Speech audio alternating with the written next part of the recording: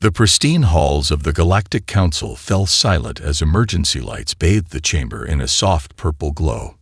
Council members from 100 different species turned their attention to the massive holographic display materializing in the center of the room. The image stabilized, revealing Admiral Khazar of the hegemony's most decorated fleet. Something was wrong. The Admiral's usual immaculate appearance was noticeably disheveled.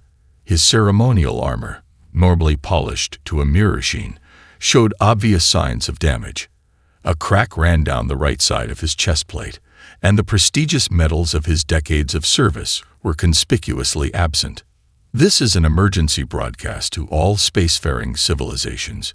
Khazar's voice carried none of its usual commanding authority. Instead, it wavered with what could only be described as barely contained anxiety. This is a formal warning about human space and its inhabitants. Behind him, through the viewport of his command ship, the blue-green marble of Earth grew smaller as his vessel retreated at maximum speed. The sight of a hegemony warship in retreat was unprecedented enough to cause a ripple of murmurs through the council chamber. Approximately 6 standard hours ago, we encountered what appeared to be a simple human mining vessel near their asteroid belt. Khazar continued, his scaled hands visibly trembling as he adjusted his display. We had dismissed it as irrelevant to our surveillance mission. That was our first mistake.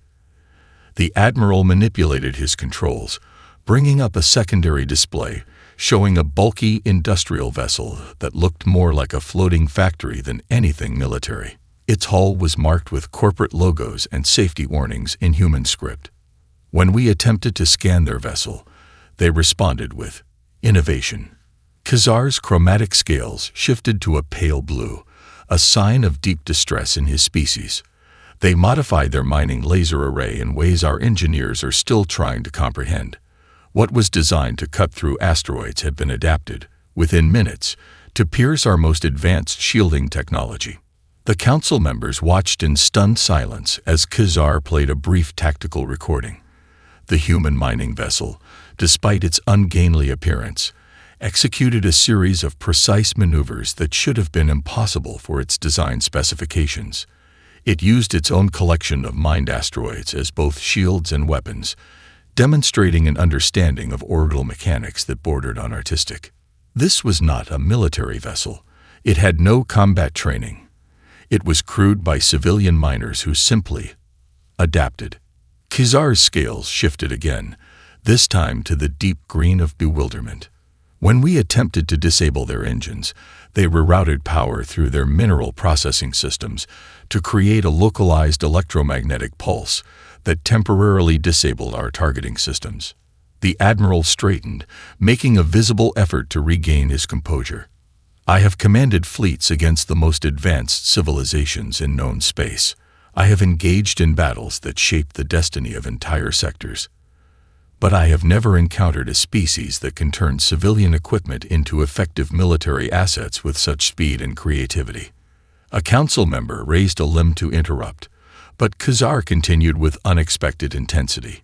You don't understand. This was one vessel, one civilian mining crew. They didn't defeat us. They made us irrelevant. Every tactic we deployed was countered not with superior technology, but with superior improvisation. They turned our own scanning beams back against us using readily reconfigured mineral analysis equipment. The Admiral's scales had now shifted to the white of absolute certainty. This warning is not about human military capability. It's about their ability to adapt, to innovate, to transform the mundane into the extraordinary. They don't think like we do. Every human, whether soldier or civilian, appears to be a potential engineer, tactician, and innovator. Khazar looked directly into the transmission feed, his compound eyes reflecting the distant light of Earth's sun. For the safety of your civilizations, honor this warning. Do not enter human space with hostile intent. They don't need warships or advanced technology. They will turn everything at their disposal into a defense system that we cannot predict or counter. Let them be. Let them innovate in peace. The alternative, he glanced at his damaged armor, is something none of us are prepared to face. Captain Sarah Chen of the International Space Station, Archimedes was in the middle of her favorite part of the day, asteroid chess. Through the station's main viewport, she watched as automated tugs delicately adjusted the position of a nickel-iron asteroid roughly the size of a small office building. The game had evolved among station crews as a way to practice precision asteroid manipulation for the solar collection grid. "Rook to solar panel 4, she announced, using the station's control interface to guide the asteroid into position. The massive rock would serve as both a solar reflector and a future mining resource. "Your move, Dr. Patel." The pleasant routine was interrupted by an alert from their long-range sensors. Something large had just dropped out of faster-than-light travel at the edge of their detection range. Before either of them could process this unprecedented event, the incoming vessel had already sent a transmission. The message arrived in perfect standard English, though the accent was unlike anything they'd heard before. "Greetings, Primitive Outpost. This is Ambassador Extol of the Hegemony Diplomatic Court. We come to evaluate your species for potential inclusion in our civilization." Sarah exchanged glances with Dr. Patel. The term primitive outpost seemed oddly misplaced for a station that routinely juggled mountains in space. "This is Captain Chen of the ISS Archimedes. Welcome to Earth space. We're currently conducting standard asteroid management operations. Please maintain your position while we clear a safe approach vector for you." The alien vessel, sleek and almost crystalline in appearance, continued its approach despite her warning. "Your concern is unnecessary. Our technologies are far beyond your comprehension. Observe as we navigate through your crude asteroid field." Sarah watched with professional interest as the alien ship began to maneuver. Its movement was precise but oddly rigid, following what seemed to be predetermined patterns rather than adapting to the dynamic nature of the asteroid field. "Ambassador, I should mention that these asteroids are part of an active solar collection grid. They're not stationary objects." The warning came too late. One of the smaller asteroids, part of Dr. Patel's defensive formation in their game, had begun its programmed rotation. The alien ship's predictable movement pattern brought it dangerously close to the asteroid's new trajectory. "Initiating emergency protocols," Sarah announced, her fingers dancing across the control interface. The station's network of automated tugs sprang into action, their mining lasers precisely cutting the problematic asteroid into smaller, more manageable pieces before they could impact the alien vessel. The alien ship froze in space as its occupants observed what they had assumed was impossible: humans using industrial equipment to perform what amounted to emergency orbital surgery with asteroid-sized objects. Fascinating approach to debris management. Ambassador Extol's voice had lost some of its condescension, though our shields would have easily handled any impact. Dr. Patel spoke up for the first time, his voice carrying the patient tone he usually reserved for teaching graduate students. "We prefer to avoid testing unknown technologies when simple solutions are available. Would you like to observe how we manage our solar collection grid? We're always interested in improving our efficiency." The ambassador's response carried a note of confusion. "You wish to discuss maintenance procedures rather than our advanced propulsion systems or energy weapons." "Energy weapons seem rather limited in their applications," Sarah replied, already returning her attention to their interrupted game. "But efficient maintenance, that's universally valuable. For instance, we found that combining asteroid chess with grid management helps crews develop better spatial awareness and improves emergency response times." The silence from the alien vessel stretched for several seconds. When Ambassador Extol spoke again, the artificial confidence had been replaced by genuine curiosity. "Asteroid chess. Would you like to observe a game?" Dr. Patel offered. "We can demonstrate how we use it to train new crews in multi-body orbital mechanics. Though I should warn you, Captain Chen is currently 3 moves away from checkmating me with a solar reflector array." In the space above Earth, a highly advanced alien civilization was about to learn its first lesson about humans. They had an uncanny ability to turn every challenge, every task, and even their recreational activities into opportunities for practical innovation. The hegemony's display of power began with the arrival of 12 crystalline ships, positioning themselves strategically around Earth's major orbital installations. Ambassador Extal's voice broadcast across all frequencies, no longer bothering with the pretense of diplomacy. Your species has shown remarkable potential, but lacks proper guidance. The hegemony will now demonstrate the consequences of refusing our generous offer of protection. In the control room of Orbital Platform Sierra, Lieutenant Maria Rodriguez watched the alien vessels with an engineer's practiced eye.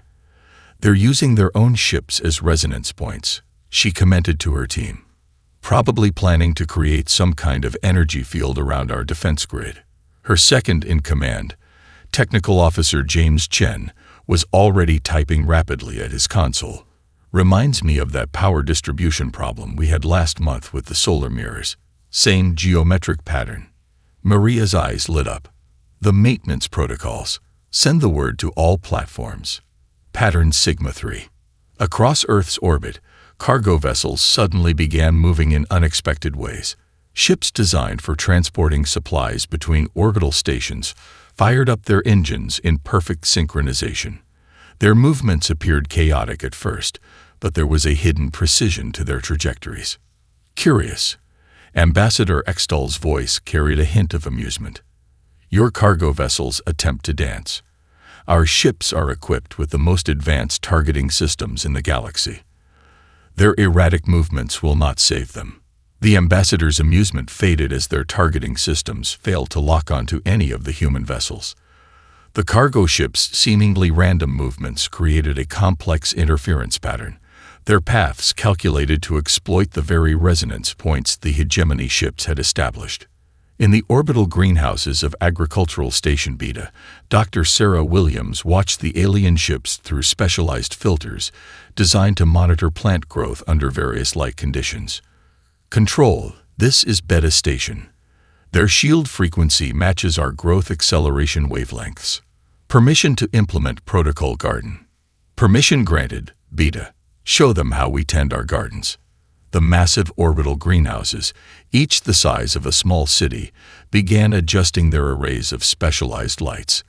The wavelengths used to nurture essential food crops now served a different purpose, creating interference patterns that disrupted the alien ship's shield harmonics. On the Lunar Surface Mining Operations Base, Chief Engineer David Patel observed the unfolding situation through dust-covered monitors. Those shields of theirs generate a lot of heat, he noted to his team. Shame to waste all that energy. His teams of automated mining robots, originally designed to extract helium-3 from lunar regolith, repositioned themselves with precision. Their collection arrays, meant to gather lunar dust, now focused on absorbing and redirecting the excess energy from the alien shields. In near-Earth orbit, the International Space Station, Archimedes, continued its asteroid chess operations, but with a new purpose. Each move now calculated not just for training, but to create a complex network of navigational hazards that forced the hegemony ships into increasingly disadvantageous positions. Ambassador Extal's voice had lost all trace of superiority. This is impossible. Your vessels are not equipped with military-grade systems. Your orbital installations are civilian structures. Your mining equipment is primitive. How are you coordinating these responses? We call it maintenance efficiency, Maria Rodriguez replied calmly, watching as her cargo ships continued their intricate dance. When you operate in space long enough, you learn that everything is connected. A solar mirror array isn't just for power collection. It's a potential communication relay. A greenhouse isn't just for growing food. It's a sophisticated radiation management system. Even our cargo ships aren't just for transport. They're mobile space management platforms. The hegemony ships attempted to reposition themselves, only to find that the humans had turned their entire orbital infrastructure into an interconnected defense network. Every civilian installation, every piece of maintenance equipment, every routine operation had seamlessly transformed into part of a comprehensive space control system. In the vast darkness of space, humanity had just demonstrated its greatest strength, the ability to see beyond the intended purpose of their technology, finding innovative solutions in the most unexpected places. Senior analyst Verix of the Hegemony's Tactical Division stared at the holographic displays with all four of his eyes, each focused on a different aspect of human behavior. His research chamber aboard the flagship was filled with real-time data streams showing human responses to their presence. "Impossible," he muttered, his tentacles rapidly adjusting the controls. "They're not following any known tactical doctrine." His assistant, junior analyst Meetle, monitored the communications between human stations. "Sir, they appear to be sharing maintenance tips during combat situations." A notification flashed across their screens as another human innovation manifested. The orbital repair drones, typically used for fixing micrometeorite damage on satellites, had formed a networked web around Earth's communication arrays. Their simple welding tools now projected a dispersed field that scattered the Hegemony scanning beams. "Look at this," Verix highlighted a sequence showing the human space station rotating its solar panels. "They're not trying to gather more power. They're using the reflective surfaces to create a solar Morse code system as backup communication." Meetle's tentacles curled in confusion. "But our jamming field blocks all known communication frequencies." "Exactly. So they invented a new one in minutes." Verix expanded the display. "They're treating our advanced technology not as an insurmountable obstacle, but as a puzzle to be solved with available resources." On their screens, they watched as human maintenance crews repurposed orbit cleaning vehicles. The small craft, designed to collect space debris, now created deliberate patterns of cleaned areas in the solar panels, turning the contrast between clean and dusty surfaces into another form of visual communication.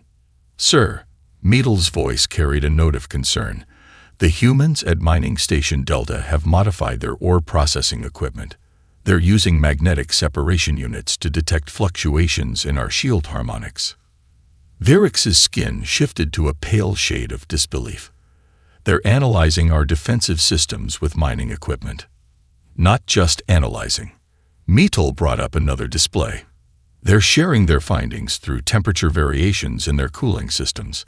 Every human station is now a data collection and distribution node, using their routine operations as a communication network."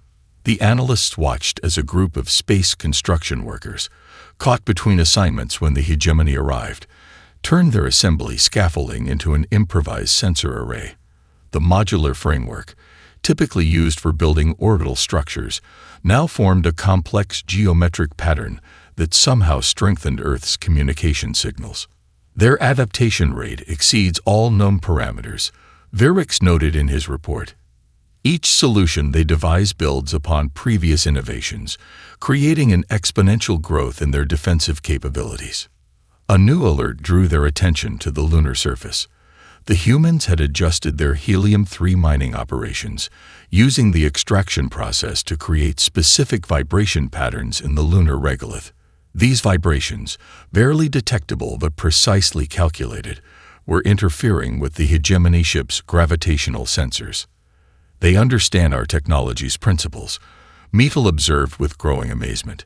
"Not the specific mechanisms, but the underlying physics. They're using that basic understanding to find weaknesses we never considered." Verix watched as a human tourist vessel, stranded in orbit by the conflict, transformed its observation deck into an early warning system. The transparent panels designed for sightseeing now served as improvised lenses, focusing and analyzing light patterns from Hegemony ship movements. "Update the tactical analysis," Verix commanded. "Humans don't adapt their technology to match ours. They adapt their existing tools to exploit our assumptions about technological progression. They're not trying to copy our advanced systems. They're finding creative ways to make their simple technology serve advanced purposes."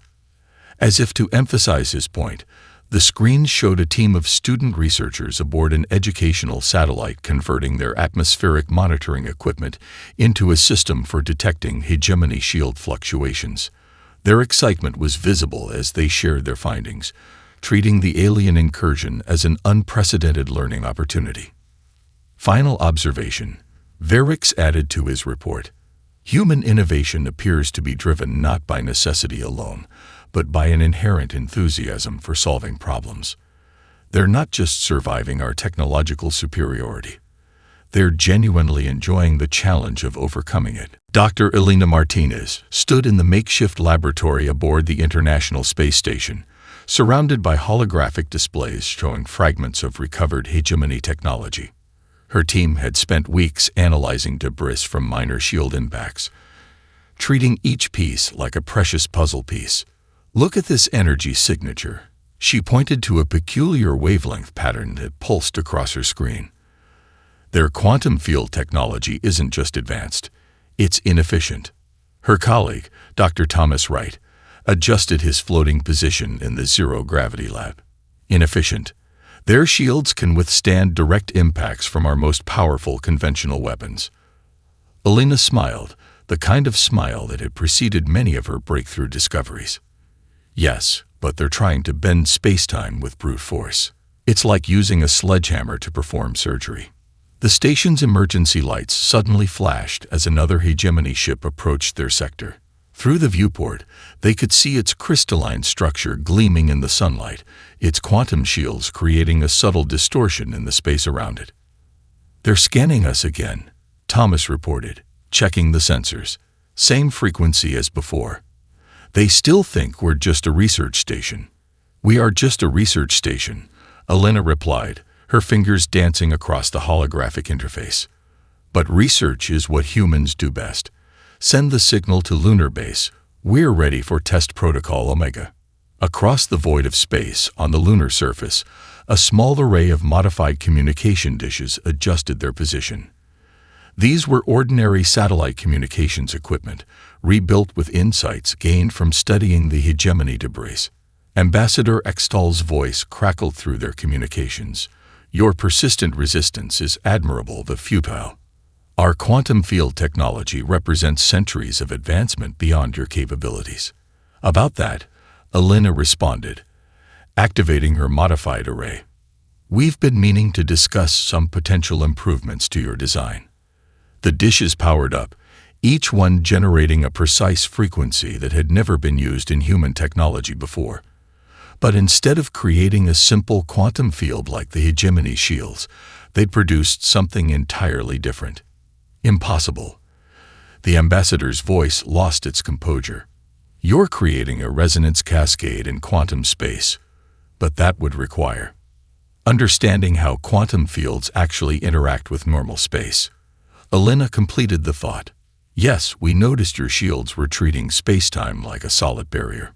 But space isn't solid. It's more like a fluid. We just needed to learn how to swim." The human array wasn't trying to block or deflect the hegemony's quantum fields. Instead, it was harmonizing with them, creating patterns of constructive and destructive interference that turned the alien's own shield energy into a more efficient form. "What you're doing should not be possible," Hextall insisted. "Our scientists spent generations perfecting this technology." Thomas checked the readings on his display. "That's probably the problem. You spent so long perfecting one approach that you never considered alternatives. Humans, we love alternatives." Around the Earth, other stations began activating similar arrays, each one contributing to a growing network of quantum harmonics. The modified dishes weren't just defending Earth. They were demonstrating a fundamental new understanding of how quantum fields could interact with normal space. "You see," Elena explained, her voice carrying the passion of a lifetime scientist, "we didn't try to copy your technology. We looked at what you were trying to achieve and found a better way to do it. Your quantum fields fight against space-time. Ours dance with it." The hegemony ship's sensors registered something unprecedented. The humans had created a quantum field matrix that was operating at 300% the efficiency of their own shields, using nothing more than modified communication equipment and a new theoretical framework. "How?" Hextall demanded.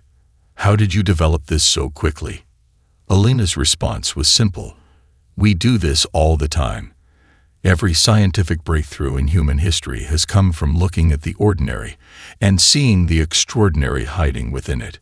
Your quantum technology was impressive, but like everything else in nature, it was waiting for someone to understand it better.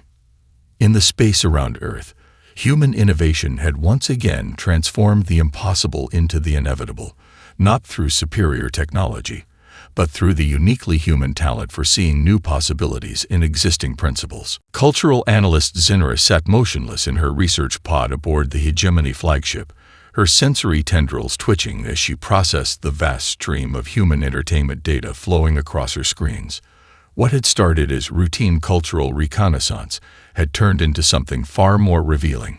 "Director Intel," she called out, her voice trembling with excitement. "I believe I found something extraordinary in the human cultural database." The research director floated into her pod, his crystalline exoskeleton refracting the light from countless display screens showing human movies, television shows, books, and games. Another weapon system hidden in their entertainment. The opposite, Zinra manipulated the controls, bringing up hundreds of examples simultaneously. Look at these stories. Close Encounters of the Third Kind, E.T., Arrival, Contact. They're all about peaceful first contact with alien species. The humans have been imagining harmonious interactions with extraterrestrial life for centuries. Intel's peripheral sensors pulsed with confusion. But their defensive capabilities, their immediate adaptation to combat situations, that's what makes this remarkable, Zinra interrupted, her excitement overwhelming protocol. For every story about peaceful contact, they have another about defending Earth. Independence Day, Edge of Tomorrow, Ender's Game. They've been mentally preparing for both possibilities their entire history. She brought up another series of displays showing human space station designs. Look at these entertainment programs about space exploration. Their fictional ships and stations contain solutions to problems they hadn't even encountered yet. This isn't military planning. It's imagination made practical. The research director studied the data streams with growing fascination. Their entertainment served as a form of technological preparation.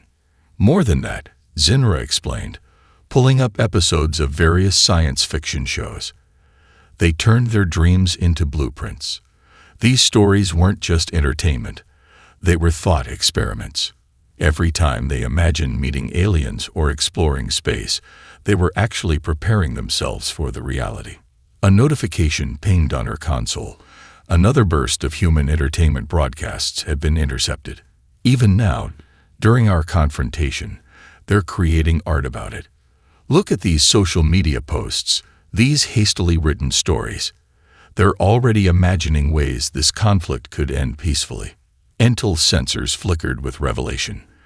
They're not just adapting to us technologically, they're adapting to us narratively. Exactly. Zinra's tendrils waved with enthusiasm. While we were studying their military capabilities, we should have been watching their stories. They've spent generations imagining every possible way this encounter could go. Peaceful or hostile, technological or diplomatic, tragic or triumphant. She brought up images of human children playing with toy spaceships, of teenagers reading science fiction novels, of adults watching movies about first contact. Their entertainment wasn't just escape, it was preparation. Every story they told themselves about space exploration or alien contact became part of their cultural toolkit. But how does this explain their technological adaptability? Intel asked, still struggling to connect the patterns. Because they never stopped imagining possibilities, Zinra explained. In their stories, humans turned mining tools into weapons, communication arrays into shields, and maintenance equipment into tactical systems. They've been solving these problems in their imagination for generations. When we arrived, they already had thousands of potential solutions ready to test. Intel absorbed this information, his crystalline structure dimming in thought. You're suggesting that human entertainment is both their greatest dream and their greatest defense, Zinra completed. They want nothing more than peaceful contact with alien life. Their stories overflow with hope, for harmonious cooperation, but those same stories taught them to be ready for any scenario. She pulled up one final display, showing a human family watching a science fiction movie together. This is why they're so adaptable. They'd been imagining this moment their entire lives, in every possible variation. They're not just making up solutions as they go. They're drawing from generations of imaginative problem-solving disguised as entertainment. In the quiet of the research pod, surrounded by the stories humans had told themselves about the stars, the hegemony finally began to understand. They hadn't just encountered a species with remarkable defensive capabilities. They had met a civilization that had spent its entire existence preparing for this moment, not through military drills or tactical simulations, but through the simple, powerful act of imagination. Admiral Khazar stood on the bridge of his flagship, watching as yet another human modification of hegemony technology transformed the battlefield. His tactical display showed a dizzying array of human vessels, each one implementing innovations that should have taken decades to develop. "Sir," his second-in-command reported, "the humans have adapted the quantum field principles from our shield technology. But they're not just copying it. They're improving it." Through the main viewport, Khazar observed a human orbital station projecting a new kind of quantum field. Unlike the hegemony's rigid defensive barriers, this field flowed like water, adapting to each attack with fluid grace. "Show me the efficiency readings," Khazar ordered, though he already suspected what he would see. The holographic display materialized, confirming his fears. The humans weren't just matching hegemony technology. They were surpassing it. Their improvised quantum fields operated at efficiencies that his engineers had claimed were theoretically impossible. "Admiral," the science officer interrupted, her scales shifting to a worried blue. "You need to see this. The humans are implementing these improvements across their entire orbital network."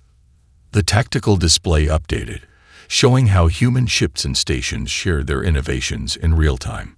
Each breakthrough was immediately transmitted, tested, and enhanced by other facilities. It was like watching evolution occur at impossible speeds. Their cargo ship crews are now modifying their gravitational compensators using principles they learned from our shield harmonics, the science officer continued. They're creating localized space-time distortions that our sensors can't properly track. Khazar watched as a human mining vessel demonstrated this new capability.